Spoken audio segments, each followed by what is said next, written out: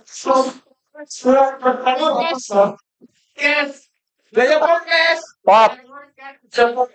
pot. Podcast loh.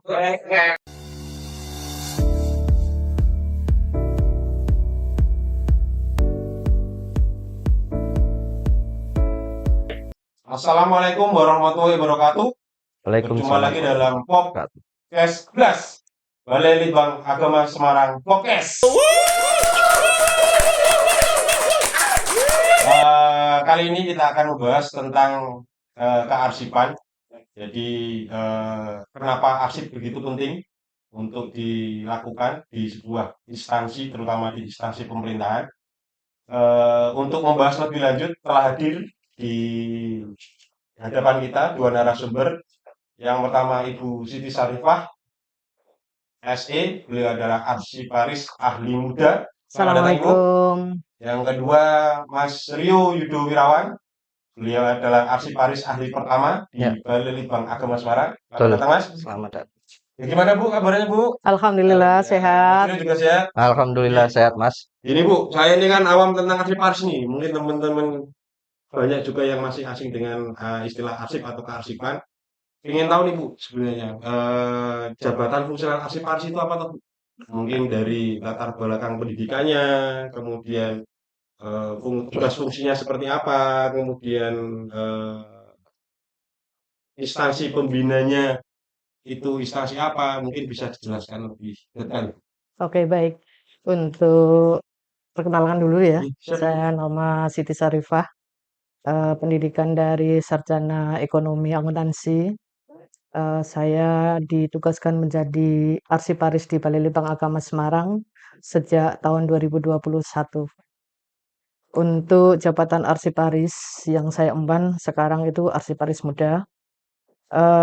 Arsiparis muda itu merupakan jabatan yang diemban oleh seorang arsiparis yang tugasnya mengelola kearsipan di Balai Litbang Agama Semarang, di mana arsip-arsip yang ada di Balai Litbang Agama Semarang itu dari pengelolaan, dari penciptaan ya, dimulai dari penciptaan, terus untuk pendistribusian, penyimpanan, pemberkasan, semuanya itu dilakukan oleh arsiparis. Oh gitu. Terkait dengan instansi pembinanya Bu, kan kita tahu kalau semisal kayak Prakom itu kan di BPS kalau nggak salah. Kalau arsiparis itu instansi pembinanya Kalau arsiparis itu pembinanya dari ANRI, Arsiparis Nasional Republik Indonesia, yang kantornya itu di Bogor. kalau Mas Rio bergabung menjadi arsiparis sejak tahun berapa Mas Rio? Saya masuk sini itu dari formasi CPNS 2019. Jadi saya arsiparis pertama di Balai Litbang Agama Semarang ini. Berarti masuk ke sini langsung arsiparis ya? Iya, masuk ke sini langsung arsiparis itu dari formasi 2019 bareng pustakawan. Pustakawan. Ya. Kalau terkait Mas Rio nih, kalau suka dukanya Mas, kira-kira apa sih suka dukanya menjadi arsiparis di Balai Litbang? Wah, banyak sih suka dukanya itu. Sukanya itu yang pertama dapat gaji, jelas ya. Dapat gaji, dapat tunjangan itu jelas lah. Kita kerja untuk nyari gaji, nyari tunjangan. Yang kedua itu untuk kontribusi, apalagi ini di bidang penelitian dan pengembangan kan. Itu kita sedikit banyak memberikan kontribusi terkait bidang penelitian dan pengembangan itu sendiri. Kemudian kita dilibatkan dalam beberapa proyek khusus. Itu termasuk terjun ke lapangan atau ya mengikuti seminar hasil dan beberapa ini sih administrasi itu kan kita juga kelola secara arsipnya. Begitu. Kalau dukanya Mas, kira-kira dukanya apa Mas? Kalau untuk dukanya itu ya satu karena dari penelitian pengembangan itu beban kerjanya juga besar, berat. Beban kerjanya itu berat apa? Kita dituntut untuk hati-hati dalam mengelola arsipnya. Kemudian untuk tertib administrasi itu jelas. Karena di situ juga ada aturannya yang apa regulasi-regulasi yang membawahi terkait pengelolaan arsip itu sendiri. Kalau Bu Ifah lagi nih Bu ya. Saya ingin tahu nih Bu, bagaimana sih Bu prosedur pengelolaan arsip di Balai Litbang Agama dulu sama sekarang? Karena sekarang kan kearsipan itu kan dituntut untuk lebih ke digitalisasi. Kira-kira seperti apa sih Bu pengelolaan arsip di Balai Agama Semarang? Untuk pengelolaan arsip di Balai Litbang Agama Semarang yang dulu itu secara konvensional ya, secara manual istilahnya. Arsip itu diciptakan oleh bagian-bagian masing-masing karena di Balai Litbang Agama Semarang itu ada 3 bagian. Bagian untuk keuangan, ada bagian untuk kepegawaian, bagian umum, dan satu lagi yang terkait dengan penelitian karena kan kita itu lembaga penelitian dan pengembangan. Arsip itu diciptakan misalnya untuk arsip keuangan itu diciptakan oleh staf keuangan, diketik oleh staf keuangan, setelah dimintakan tanda tangan untuk siap distribusi, maksudnya distribusi istilahnya suratnya sudah siap untuk, disampaikan kepada yang penerima, itu secara konvensional itu disimpan sendiri, kadang oleh petugasnya itu ditumpuk di meja, kadang mungkin ditempatkan di tempat lain, atau kalau yang memang tertib ya kita simpan seperti itu. Tapi kalau yang memang tertib kadang ketika sudah diketik langsung dibuat begitu saja. Ketika lain waktu akan membutuhkan, kita bingung untuk mencari. Arsip yang kemarin itu dibikin untuk yang terkait SPJ atau apa seperti itu, kita bingung. Hilang arsipnya. Hilang. Waduh, ini di mana tadi nyimpennya kemarin dan sebagainya seperti itu. Bukan hilang sih, agak kececer. Kececer. Cecer seperti itu. Iya. Ya. Kalau lebih lanjutnya lagi kan sekarang dituntut kearsipan itu kan untuk lebih ke digitalisasi. Kira-kira Mas Rio nih yang mungkin arsiparis lebih muda nih. Kira-kira tools atau perlengkapan apa saja sih Mas yang kira-kira dibutuhkan untuk membuat sebuah arsip digital atau arsip yang kekinian yang bagus itu yang seperti apa? Kalau di kita sih ya masih sederhana, Mas. Itu kita ada hardware mulai dari PC, komputer, kemudian printer, scanner, itu kan hal yang wajib untuk kerja. Kemudian dari situ ada untuk kearsipan sendiri kita punya Rolopack itu lemari besi yang tahan api. Itu ada beberapa, ada dua ya Bu. Ada dua, satu di kepegawaian, satu di gudang yang dekat Kasubag TU itu. Itu nanti bisa digunakan. Kemudian kita ada filing kabinet beberapa di setiap ruangan ada itu juga buat untuk menyimpan arsip. Bukan buat untuk nyimpan barang pribadi itu. Itu sebenarnya buat arsip itu. Kemudian Kayaknya diisi barang-barang nggak tahu ini. iya itu, nggak tahu itu. Kemudian kita juga punya rak siku itu yang di depan perpus, ruang depan perpus itu juga untuk menyimpan arsip Ya. juga nantinya.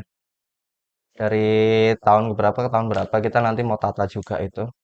Terus untuk dari segi software sih ya kita menggunakan perangkat lunak dari Microsoft seperti Word dan Excel untuk mendata arsip itu sendiri, membuat daftar arsip seperti daftar arsip usul musnah, daftar arsip aktif, daftar arsip usul serah, kemudian daftar isi berkas arsip aktif. Itu kita gunakan itu. Kemudian untuk persuratan kita sudah menggunakan Srikandi. Dan oh ya dari segi penyimpanan juga kita menggunakan sudah merambah ke Google Drive. Nah, cloud computing itu Google Drive untuk jaga-jaga kalau data di PC atau komputer kita itu korup, kena virus misal karena sering colok-colok flash disk sembarangan atau sering kena WiFi atau internet buka-buka link yang link yang itu mengandung scam. Bilang Ini wajahnya saya yang repot. Terus kemudian kita juga menggunakan Srikandi itu yang sudah digunakan secara nasional oleh kementerian dan lembaga serta pemerintahan, instansi pemerintahan lainnya. Yang kemarin sempat down juga sih. Oh iya Mas, itu menyambung sekali itu.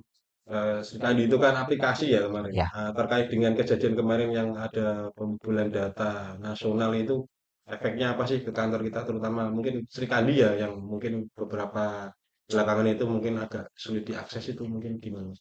ya dampak ya. Iya dampaknya. Dampaknya Yang itu paling dirasakan itu dampaknya apa kemarin setelah ada pembobolan itu? ya sebenarnya sama sih dengan lembaga sama instansi lain. Dampaknya persuratan ya lumpuh total. Itu kira-kira ada data yang hilang nggak Mas di tempat kita? Alhamdulillah nggak ada. Aman nih? Backupan kemarin sampai terakhir kita itu masih ada. Masih ada. Masih ada. Cuman hanya ya kacau saja ketika kita serikan di down itu, kita kan arahan dari Pak Kepala dan Kasubag itu kan menggunakan metode manual seperti dulu sebelum Sri Kandi. Iya. Nah, itu kan nomornya berubah lagi. Nanti ketika Sri Kandi sudah pulih, itu data itu nanti dicicil untuk di-backup di Sri Kandi lagi. Seperti itu. Jadi prosesnya ya seperti bolak-balik gitulah. Bolak-balik. Padahal setahu saya kalau nomor manual itu beda nanti ya nomornya sama Sri Kandi ya. Iya, metode penomorannya berbeda. Itu carut-marutnya seperti ya daftar Iya, yang ini. Oh gitu. Kalau saya juga ingin tahu nih Bu, kira-kira arsip itu kan kalau dikumpulkan kan dari tahun ke tahun kan pasti kan banyak Bu. Pasti bisa numpuk satu kantor mungkin bisa penuh itu. Kira-kira arsip sendiri itu punya masa aktif gak dong Bu? Kalau ada kira-kira berapa tahun kemudian kalau bisa dihapuskan itu ada metodenya seperti apa gitu Bu? Oh Bisa iya. dijelaskan? Untuk arsip itu kan ada masanya ya, yang namanya JRA, Jadwal Retensi Arsip. Masing-masing arsip itu berbeda-beda. Jadi ada yang masanya 1 tahun, ada yang 2 tahun, bahkan ada yang 10 tahun. Kenapa begitu? Karena eh, JRA sendiri itu untuk mengukur bahwa arsip yang sudah diciptakan, yang sudah tersimpan, itu bisa akan digunakan kembali sewaktu-waktu. Misalnya untuk pemeriksaan bahan audit ya, pasti itu akan sebagai eviden ya. Ketika peristiwa yang lalu, mana arsipnya seperti itu. Maka dari itu ada masing-masing JRA. Ketika JRA-nya 1 tahun, itu dari arsip dinamis di dalam aktif, dalam ruangan, maksudnya ruang kerja, bisa dipindahkan di dalam ruang lain atau depo, istilahnya seperti itu. Sebelum dipindahkan ke sana, di-input terlebih dahulu, supaya nanti akan sewaktu-waktu kita hapuskan, itu sudah ada daftar arsip-arsip yang akan dihapus. Jadi kita tahu dan itu nantinya akan membantu para arsiparis dalam rangka untuk penghapusan arsip, tinggal mengambil saja di depo itu. Oh, mana arsip yang akan dihapus yang sudah masa CRA-nya habis seperti itu. Jadi Penghapusan itu kita bisa laksanakan sendiri atau harus memakai pihak ketiga ya? untuk penghapusan itu tetap dilakukan oleh pencipta arsip. Pencipta arsip. Iya, kita Balai Litbang Agama Semarang itu sebagai lembaga atau organisasi sebagai pencipta arsip.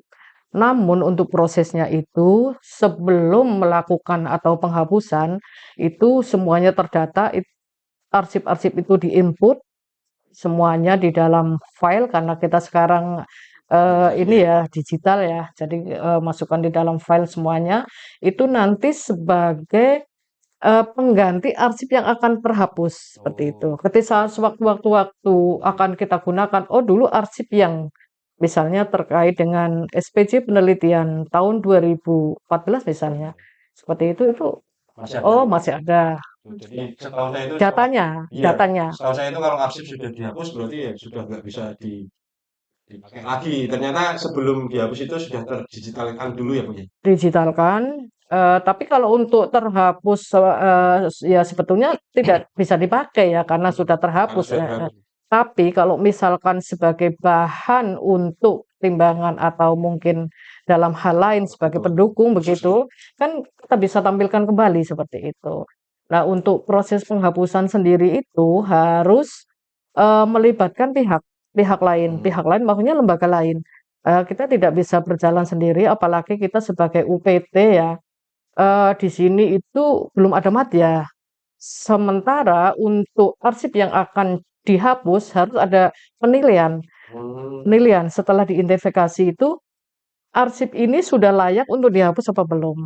Masa JRA-nya itu benar-benar sudah masanya inaktif apa belum. Jangan-jangan masih keliru Masih seperti itu. Iya, nanti khawatir seperti itu. Jadi fungsinya Maja itu untuk menilai arsip-arsip yang akan dihapus seperti itu dengan tim yang sudah dibentuk oleh Kepala Balai Litbang Oh gitu. seperti Berarti itu. semisal di tempat kita ada arsiparis ahli media berarti ya? Ya, Ahli media itu bisa nanti gitu. Yang menentukan itu memang arsiparis ahli media yang iya, menentukan memang itu tugasnya Arsiparis. sebagai yang bertugas untuk menilai. menilai ya. Iya, Oh, gitu. setelah kita nilai karena di Balai Litbang Agama Semarang itu merupakan unit kearsipan UK 4 namanya. Apa itu? Kalau UK atasannya UK3, UK2 itu di Biro Umum. Kalau UK3-nya itu di Badan Litbang karena kita itu di bawah Badan Litbang. Jadi Satker di bawah Badan Litbang gitu. Jadi untuk setelah arsip-arsip itu sudah kita nilai, kita sampaikan ke Badan Litbang, baru disampaikan ke Biro Umum pengantarnya. Nanti dari Biro Umum ada pengantar untuk ANRI sebagai penentu. Penentu itu yang mengeluarkan SK penghapusan bahwa arsip ini sudah siap untuk dihapus. Jadi nanti untuk yang bertanggung jawab sepenuhnya itu dari Biro Umum dan ANRI. Seperti itu. Jadi, Itu prosedurnya Iya, itu prosedurnya seperti iya. itu. Jadi nggak hanya kita, oh ini sudah 5 tahun nih, sudah bisa dihapus. Oh, Hancurkan enggak. gitu. Sudah 10 tahun bisa Hancurkan. dihancurkan gitu. Enggak. Oh, se- tidak nggak bisa. seperti itu Jadi ya. Harus ada harus saksinya. sesuai Harus dengan ada saksi aturan dan yang ada, mekanisme yang tadi ya. iya Harus ada harus ada saksi mekanisme. menilai.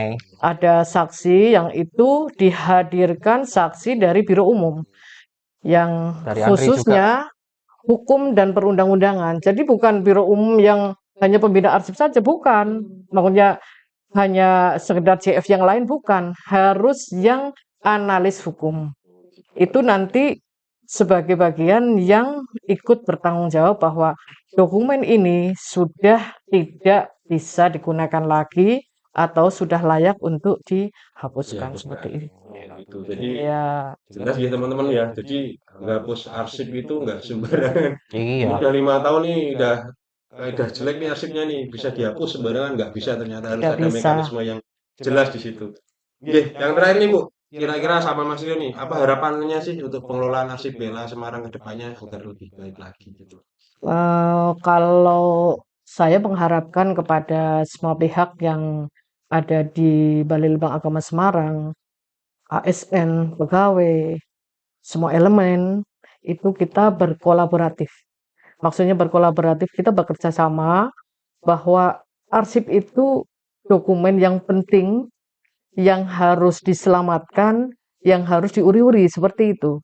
Jadi tanpa kolaboratif, tanpa kerjasama dari berbagai elemen, tidak bisa berjalan dengan sendiri. Supaya pengelolaan arsip di Balai Lembang Agama Semarang nanti ke depannya bisa semakin maju dan lembaga kita akan semakin jaya. Kalau Mas Rio, harapannya Mas Rio? Harapannya sih seperti yang disampaikan Bu Ifah tadi, selain kolaborasi kita juga sharing diskusi ya Bu. Harapan lagi sih untuk supaya arsip di Balai Libang ini bisa lebih rapi lagi ya Bu. Ya, tertata lebih Tertata rapi. lebih rapi dengan baik dan benar sesuai dengan regulasi. Kemudian apa? Tidak sembarangan lah untuk naruh arsip atau apa istilahnya itu. Kita pelihara lah. Arsip bisa nongkrong di atas. Jangan sampai Isi. jangan sampai numpuk berserakan gitu atau di mana nanti gitu. Kita nyari susah lagi gitu. Ini mana kemarin ya? Padahal saya taruh sini kan. Iya. Seperti itu. Mungkin itu, Samuel? Iya. Mungkin ada yang masih mau ditambahi atau cukup? Enggak sih. Cukup? Ada tambahan. Untuk arsip merupakan dokumen tadi yang Iya, siap. penting ya. Dokumen yang penting, arsip itu merupakan jantungnya organisasi. Kalau penataan arsip itu rapi, tertata dengan pokoknya rapi lah semuanya itu, organisasi akan rapi juga. Tapi kalau acak-acakan, ya Cerminan dari suatu organisasi. Nah, ini saya mau minta kata-kata mutiara nih dari dua narasumber ini terkait dengan kearsipan. Mungkin Mas Rio dulu. Kalau dari saya sih ya jagalah arsip, jangan kau nodai. Waduh, jangan kau nodai. Iya. Nanti kita kececer nanti. Bahaya kalau kececer. Rawatlah arsip sebagaimana merawat diri sendiri. Woi.